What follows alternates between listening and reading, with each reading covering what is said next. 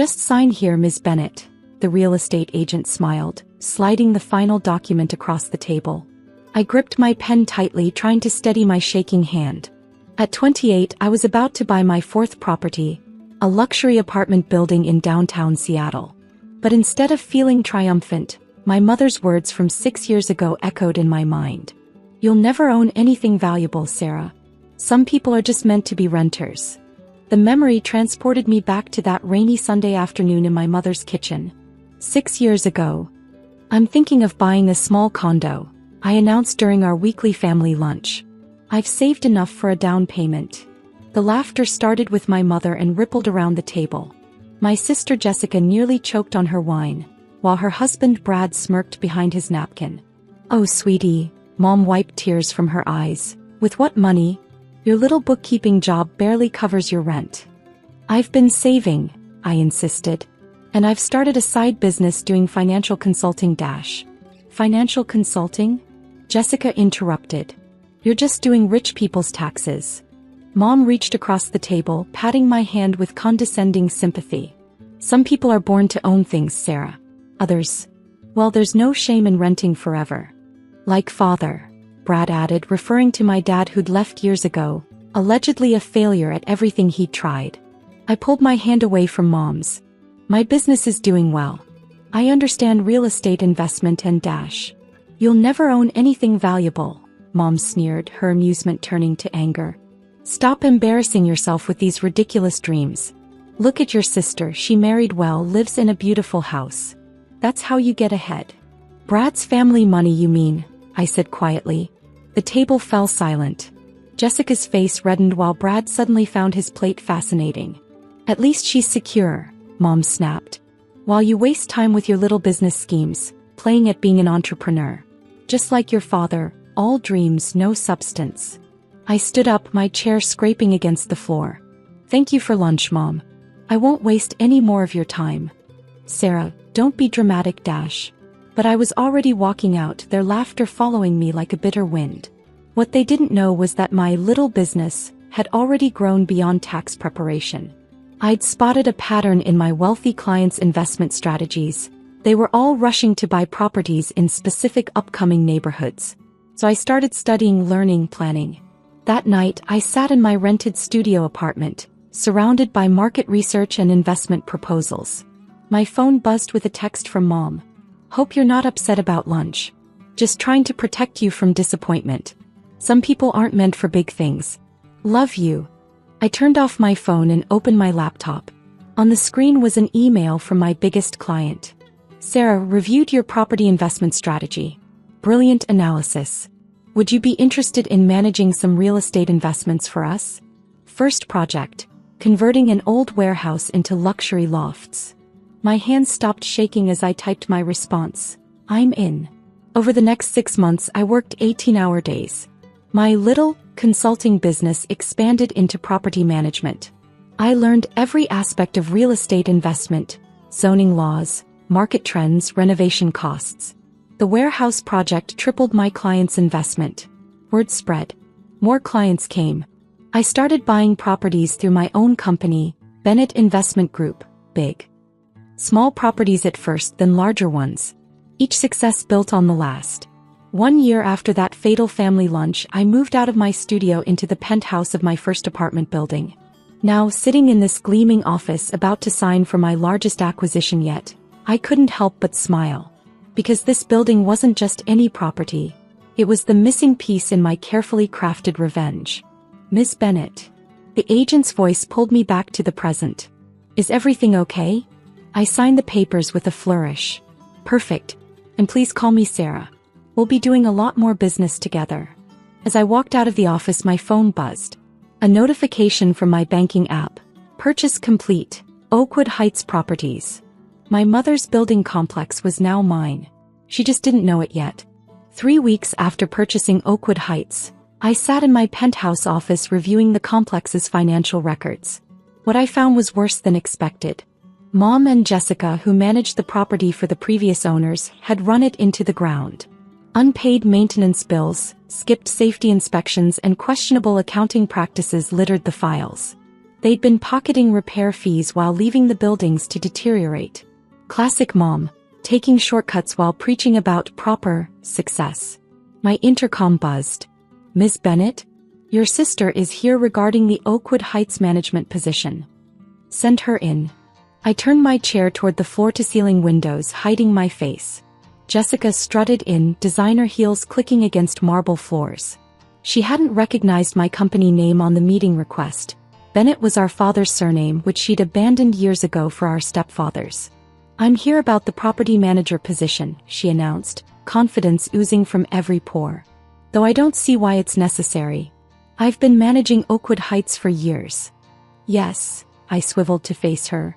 "I know exactly how you've been managing it." The color drained from her face. "Sarah? You're the new owner." I gestured to the chair across from my desk. "Sit down, Jess.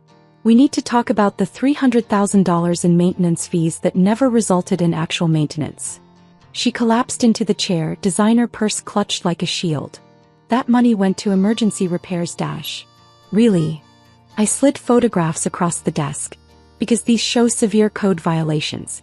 Mold, faulty wiring, structural issues. All reported by tenants and ignored by management.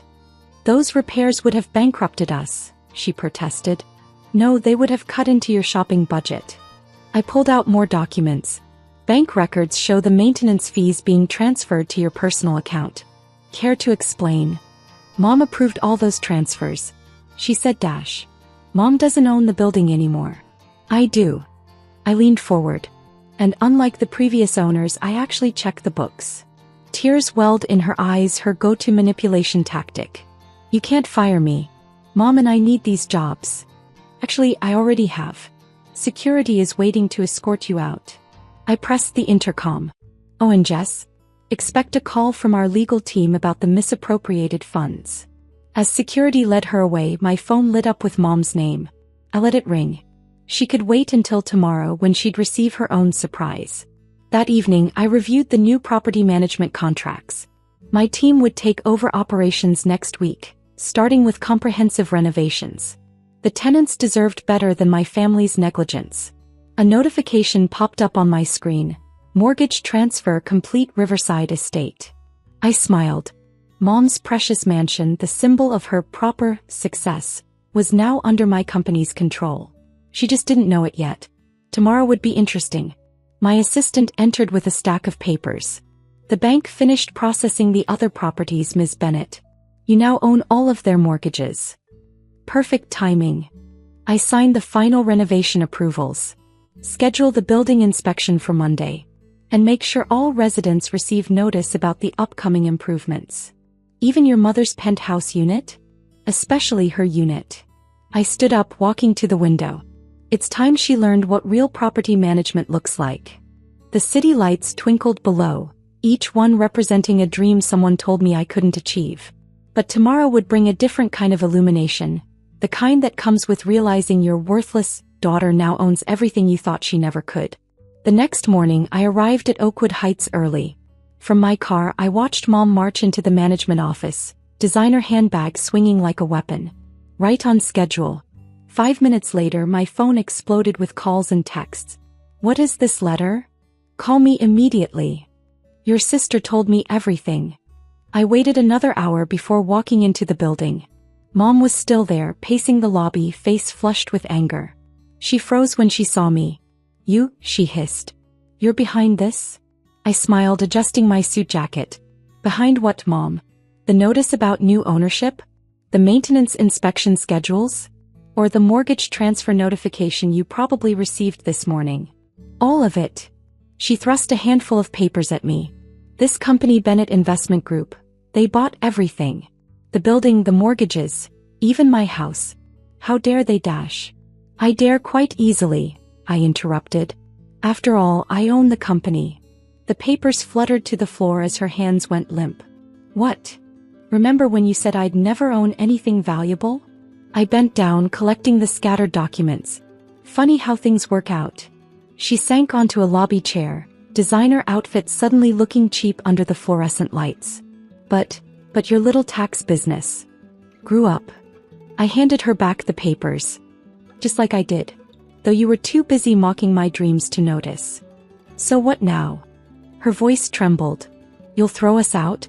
Take everything? No, Mom. I'm not you. I pulled out a contract.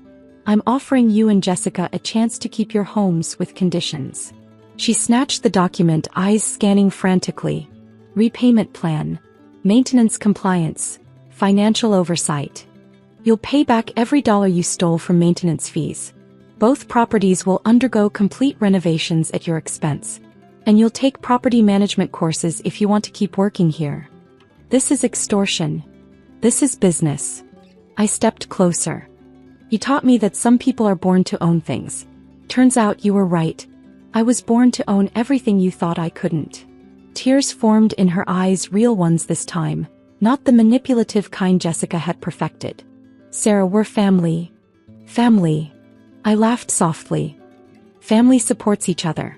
Family believes in each other's dreams. You and Jessica? You're just tenants now. Better start reading those lease agreements carefully. As I turned to leave, she called out, your father would be proud. I stopped. Actually, he already is. What? Dad's been my silent partner since year 2. Those failures you mocked? He was investing in startups, building connections. When I showed him my business plan, he knew exactly which doors to knock on. The color drained from her face. All this time. He believed in me, Mom. That's all I ever needed, someone to believe in me. I walked to the elevator, pausing before stepping in. When, Mom? The renovation cruise starts tomorrow. I'd pack up anything valuable, assuming you actually own anything valuable. The doors closed on her shocked face. As the elevator rose to the penthouse that would soon be my new office, I thought about the journey that brought me here. From a dreaming bookkeeper to a property mogul, from being mocked at family lunches to owning their homes. Success, I've learned, isn't just about proving others wrong. It's about proving yourself right. And sometimes the best revenge isn't taking everything from those who doubted you. It's showing them that you can own it all, while giving them a chance to learn their lesson. My phone buzzed with a text from Dad. Proud of you, kiddo. Dinner tonight to celebrate. I smiled, typing back. Absolutely.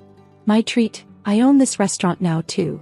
Because that's the thing about being told you'll never own anything valuable. It makes owning everything feel that much sweeter.